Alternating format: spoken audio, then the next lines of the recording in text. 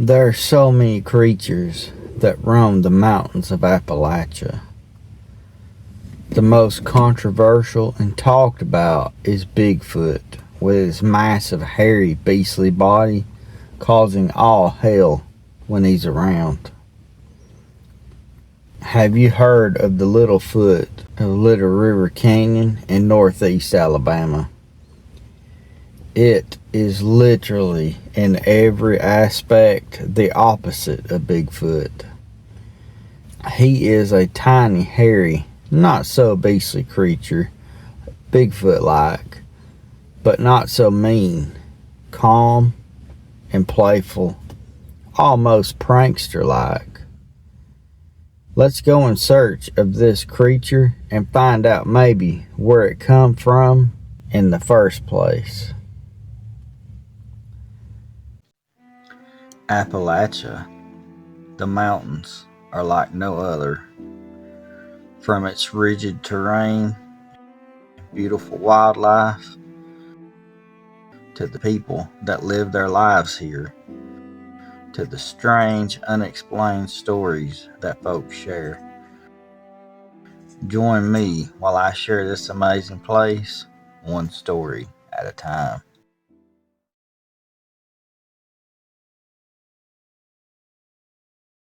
The Littlefoot creature is said to be 3 to 4 feet tall, covered in fur, walking on 2 legs. He's not aggressive, and he looks like a miniature version of Bigfoot himself. He leaves small, human-like footprints, kind of like child's footprints.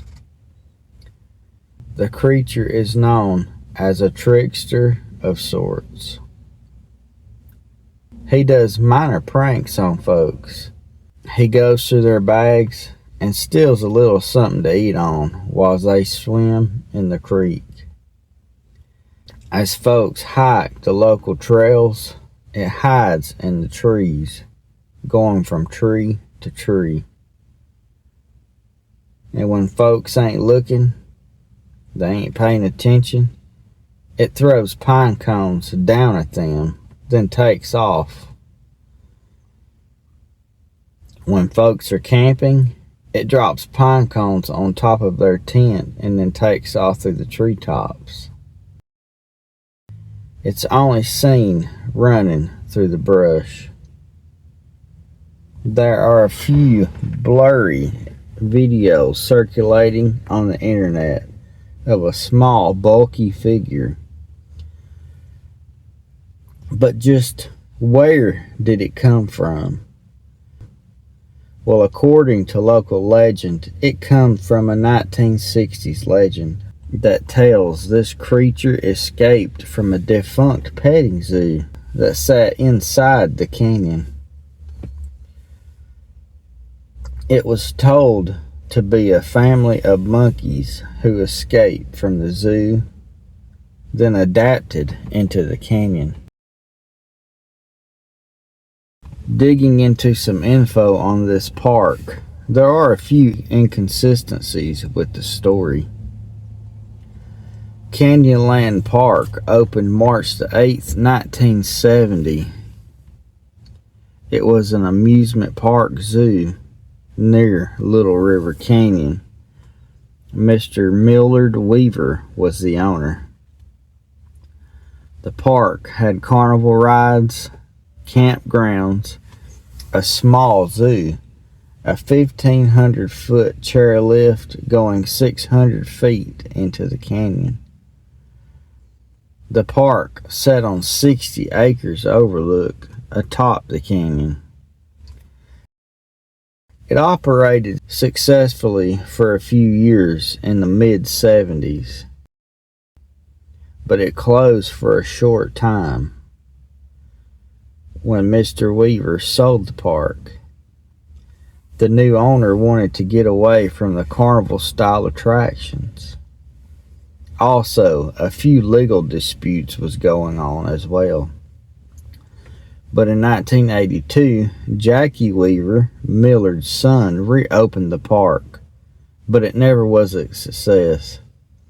it couldn't maintain long-term popularity, so it closed its doors a few years later.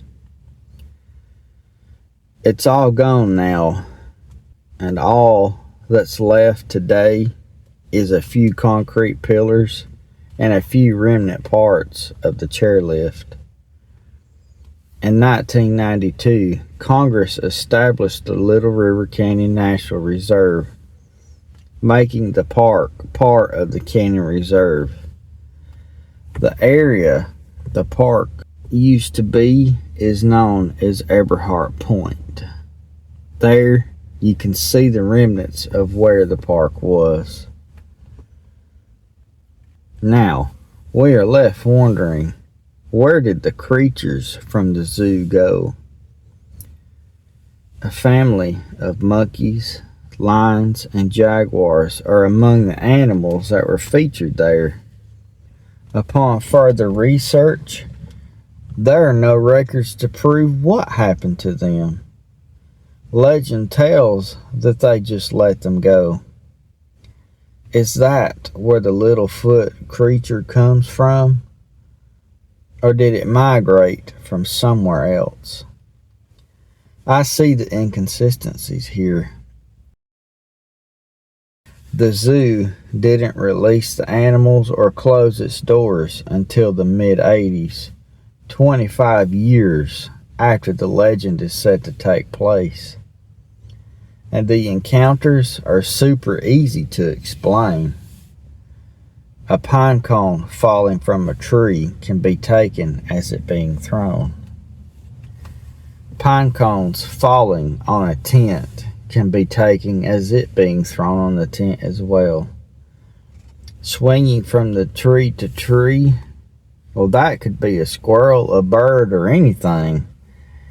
The blur videos on the internet of the black figure, well, guess what? The whole area is covered in black bear. But even with these explanations, Littlefoot could still be real. It could be a monkey from the zoo. Back then, folks did some pretty crazy things to be rid of something they needed to get rid of, whether it was animals or whatever. So, do you believe in the Littlefoot Canyon creature? Do the explanations explain it away? You will have to decide for yourself and let me know in the comment section down below. Well, folks, I want to thank you for sitting and listening to the tale of the Littlefoot creature of Little River Canyon. We appreciate you listening. We love you to pieces. And I'll see you next time.